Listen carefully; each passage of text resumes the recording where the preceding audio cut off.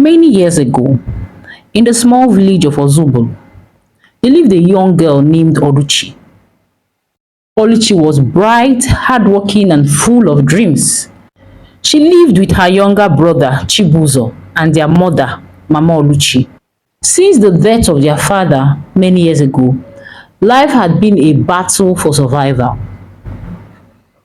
Their home, a tiny room with rusted zinc roof, leaked whenever it rained, forcing them to huddle together in a dry corner waiting for the rainy season to pass.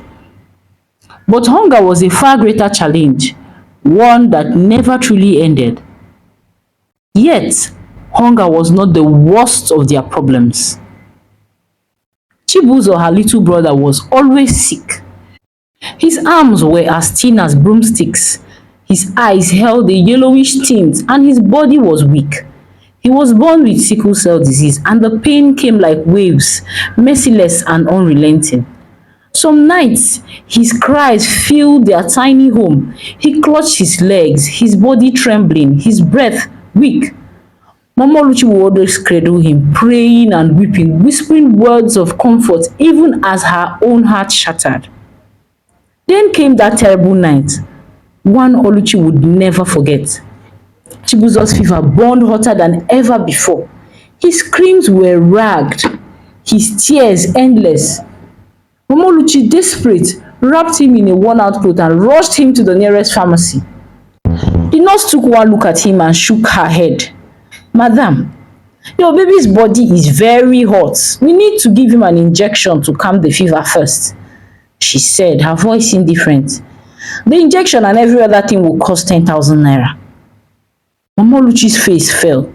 She reached into the folds of her wrapper and pulled out the little she had. It was just 2,000 naira. Please, I beg you, she whispered, her voice cracking. This is all I have. I will pay the rest, I promise. I'll pay it later. Please, save my son. Give him the medications. The nurse barely spared her a glance. Madam, if you don't have money, please, take this boy out of here. This is not a charitable organization. Mama Oluchi collapsed to the floor, clutching Chibuzo tightly, weeping and begging. But the nurse simply turned away. Oluchi stood frozen, watching her mother humiliate herself, pleading and begging. Yet, the woman walked away as if the pain was nothing. And in that moment, something inside her changed. Money was power. Money made people listen. Without money, you were nothing. Oluchi grew up knowing nothing but hardship. By the time she was 12, she was already helping to provide for the family. She fetched water for people, scrubbed floors, and hawked anything she could find, fruits, vegetables, sachet water. Yet no matter how hard they worked, poverty never seemed to loosen its grip. As the years passed, things only got worse. The economy was tough, jobs were scarce, and money never seemed to stretch far enough. Still, Mama Oluchi never stopped praying. She would always tell her, trust God, my daughter. One day, maybe He will send us a helper. He will change our story. Don't ever stop to pray. But Oluchi was tired of waiting. She had been waiting from when she was small. By the time she was 17, Oluchi was growing really restless. The helper her mother had spoken of was yet to come. She continued hawking under the scorching sun, her feet aching, her body weary. Then, one fateful afternoon, while resting under a tree, she overheard a conversation between two women. Have you seen Ngozume's daughter? She returned from a city like a queen. Ah, my sister, that girl that left with nothing. But now, I heard she bought a brand new car for her mother. Just yesterday, she passed here, looking fresher than Nollywood actresses. It's not just her. Chinyere too came back and built a house for her parents.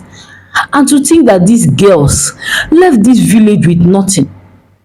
Oluchi's ears perked up, her heart pounded. How did they get so much money? One of the women asked. One of them chuckled. City girls, they have their ways, oh my dear.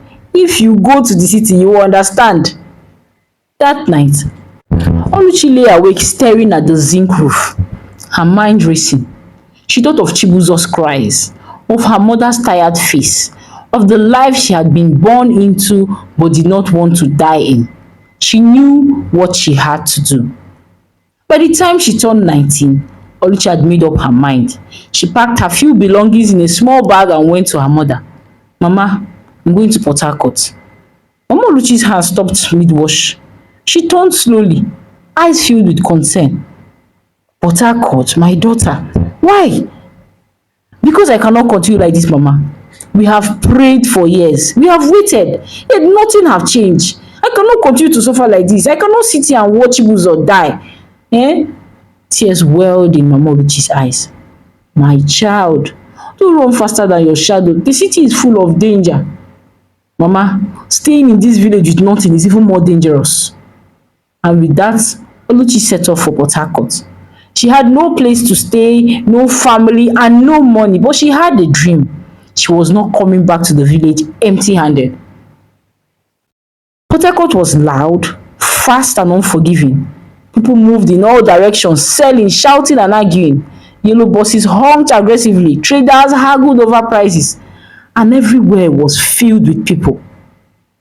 Oluchi clutched her small bag tightly. This was a new world. She wandered the streets for 2 days, sleeping outside a market stall until she finally found a job as a cleaner in a hair salon and makeup studio. Madam Ifoma, the owner, barely glanced at her.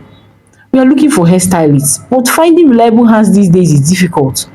You can start with sweeping the floors, washing towels, and running errands. The salary is not much, oh. But if you prove yourself and make yourself useful, we can teach you hairstyling, and from there we'll hire you and pay you full time. Oluchi agreed. She was grateful to have a job, something to hold on to while she searched for greener pastures. At the end of each month, Oluchi ensured she sent every penny she made to her mother. When Mama Oluchi received the first money, she was overjoyed. My daughter, may God bless you, she said over the phone. But then, as always, her voice turned serious. Oluchi, don't forget to pray, oh. The city is full of temptations. Oluchi rolled her eyes. Mama, I am working hard. I'm not waiting for any miracle. But my daughter, Mama, I have to go. Oluchi cut the call and sighed. She loved her mother, but she was tired of hearing the same thing over and over again. One afternoon, an elegant woman stepped into the salon. Gold jewelry sparkled on her neck and her perfume filled the air. She was dressed in a long, expensive gown that hugged her curves perfectly. Madam Franka, welcome! The workers greeted her with admiration. Oluchi watched as the hairstylist rushed to attend to Madam Franka, their faces lighting up with admiration. They whispered amongst themselves, praising her generosity. They had talked about her often, about her wealth and class, and how she gave generously each time she came to the salon. That day, Madam Franka dropped a bundle of 1,000 naira notes for the staffs to share. Oluchi's breath caught in her throat. She had never seen so much money before. That night, she could not sleep. The next morning, Oluchi went to Chioma, one of the hairstylists, inquiring of Madam Franka. Did you say Madam Franka helps young girls become rich? Yes, now. Some of our colleagues here even. There was this one that went to work for her. Within weeks, the girl was transformed. New phones, new clothes, money. But none of them will ever tell you exactly what they do. Although, the money it was showing on them. Madam Franka has approached me once now. She asked me if I wanted to work for her and become rich. But, my dear, this is Port Harcourt, oh. All that glitters is not gold. When I asked her what exactly I had to do and she didn't tell me, I cancelled it immediately. That night, Oluchi kept thinking. Her heart pounded as she recalled her conversation with Chioma. She had come to Port Harcourt to make money now, and she was definitely going to find a way to make it regardless. She made up her mind to speak to Madam Franka the next time she came to the salon. Maybe Madam Franka could help her, she whispered. Maybe she was even the destiny helper she has been praying for all her life. A few weeks later, Madam Franka arrived to make her hair. The workers flocked around her as usual. When she was done, As she stepped out, Oluchi gathered her courage and ran after her. Madam Franka, please wait. The woman turned, raising an eyebrow. Eh? How may I help you? Ma, please, I want to work for you, she said, her voice shaking. A small smile spread across Madam Franca's lips. Oh, she said, are you ready to do what it takes? Oluchi nodded without thinking. Good, Madam Franca whispered. We will talk soon. Then she stepped into her shiny black car and drove away. Oluchi stood there, her heart pounding. Her new life was just about to begin. The next morning, Oluchi woke up before sunrise, but her mind was still on Madam Franca. She could still hear her voice, are you ready to do what it takes? What does that mean?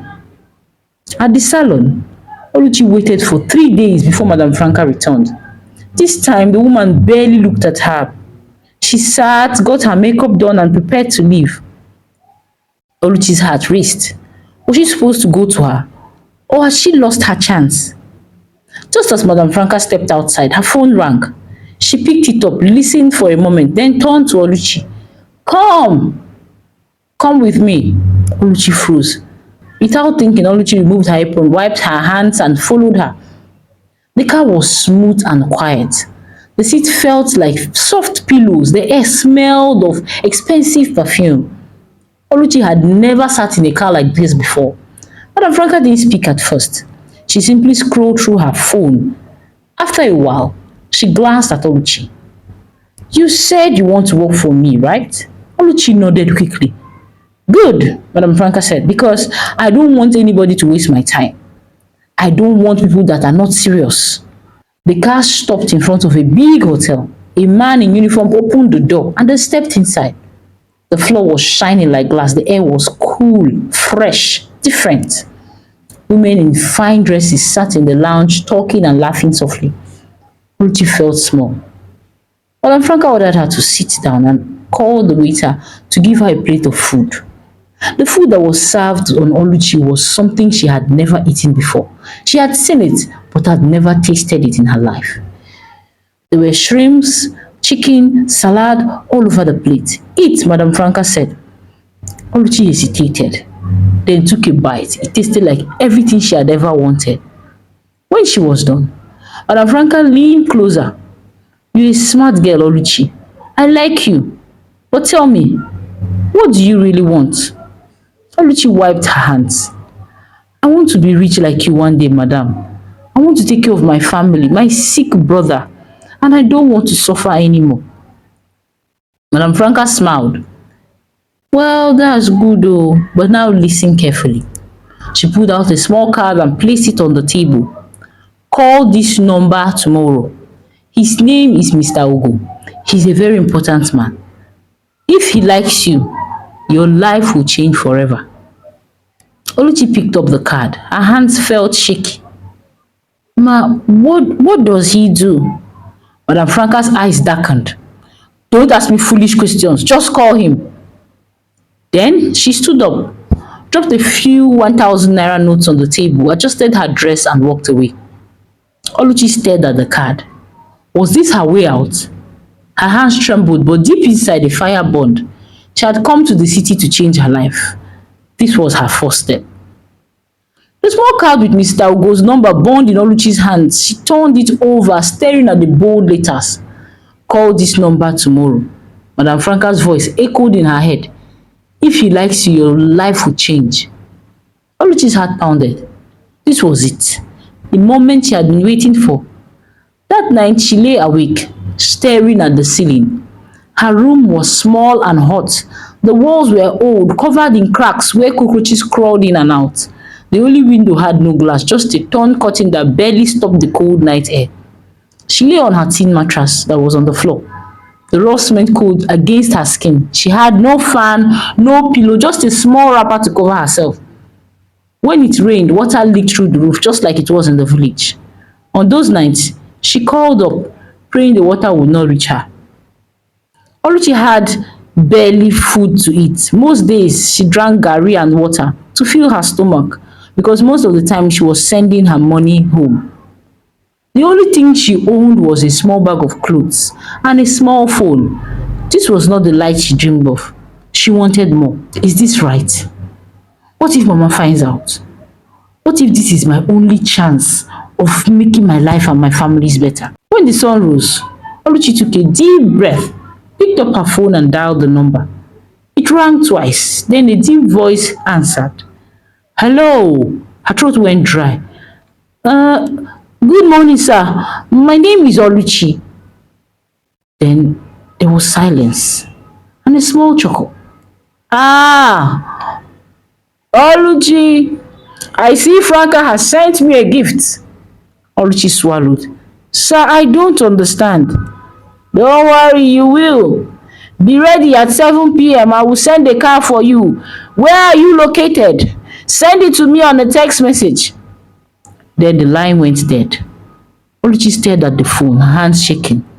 She quickly typed her address as directed. That afternoon, Oluchi sent money home as usual. Minutes later, her mother called. My daughter, how are you? I'm fine, Mama. God bless you for this money. Chibike is taking his medications now more regularly and he's getting stronger. God will bless you, my daughter. Oluchi smiled. Amen, Mama. Thank God. But then, Mama Oluchi's tone changed. Oluchi, I had a dream last night. Oluchi froze. I saw you standing in front of a big house, but the ground beneath your feet was breaking. I called your name, but you did not answer. My daughter, I beg you, be careful. Oluchi's fingers clenched around the phone. Mama, I'm fine. Stop worrying now. Prayer is your shield, Oluchi. You must pray. Oluchi exhaled sharply. Mama, I want to go. She ended the call. Her mother's words echoed in her head, but she pushed them away. This was her only chance. She had prayed enough. She would not let fear stop her. At exactly 7 p.m., a black car arrived at her house. The driver did not speak. He simply opened the door and Oluchi stepped inside. The ride was smooth and silent. After a few minutes, they arrived at a tall glass building. A man in a suit led her to an elevator and pressed the button for the top floor. Oluchi was nervous. When the elevator doors opened, a large room stretched before her. Golden lights, expensive furniture, a breathtaking view of the city. And there, sitting on a leather chair was Mr. Ugo. He was much older than she expected. His belly pushed against his suit, his fingers heavy with rings. Come in, he said, smiling. Oluchi forced her feet forward. She had crossed the line. There was no turning back.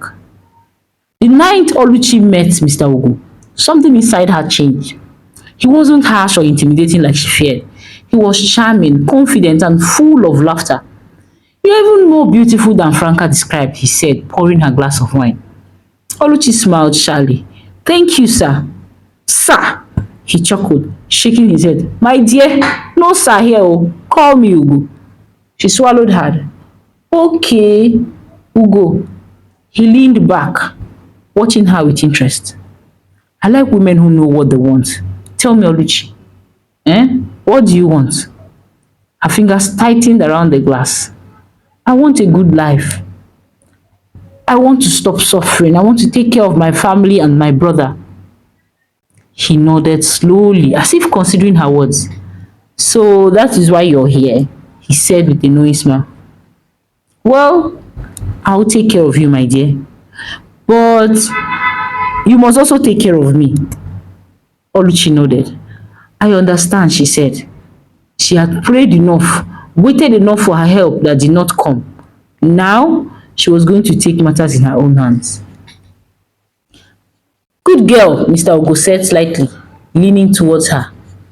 Later that night, after Oluchi and Mr. Ugo had their way in the hotel room, they went to a supermarket where Mr. Ugo bought a new phone, clothes, shoes, and bags for Oluchi. Oluchi was excited. When they were leaving, he handed her a bundle of cash. There's more where this is coming from, Oluchi. You belong to me now, Ugo whispered in her ear. You will live well. Just don't ever disappoint me. Oluchi nodded firmly. I will never disappoint you. That night, Oluchi didn't believe herself. She looked at all she had gotten just in one night.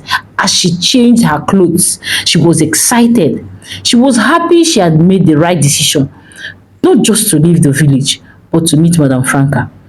A few days later, she moved out of her tiny room into a beautiful apartment Ugo paid for.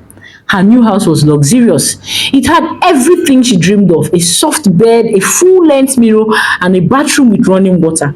Her life changed completely. She no longer took garri and water. Now, she ate fried rice, chicken, fresh fruit, and ice cream. She also stopped going to the salon. Mr. Ugo had asked her to stop work for the time being. One day, she decided to visit the salon. When she walked into the salon, heads turned. Oh, Luchi, you have changed, oh, they whispered. See as you fresh. Hey, who is this man, abeg? She only smiled. Ugo was really good to her. He called her my queen, sent her money without asking, and took her to five-star restaurants, private parties, and vacations around the states. He treated her like royalty. One weekend, he flew her to Abuja just to have lunch at a luxury hotel. Another time, he surprised her with a designer bag worth more than her entire year's salary at the salon. You deserve the best, he always said. Oluchi's life was now more than a dream, and Ugo made sure she never wanted to leave. Even though she had money, more than enough to spare, Oluchi still sent most of it home. When her mother received the first big amount, she called her immediately. Oluchi, my daughter, what is happening? This money is too much.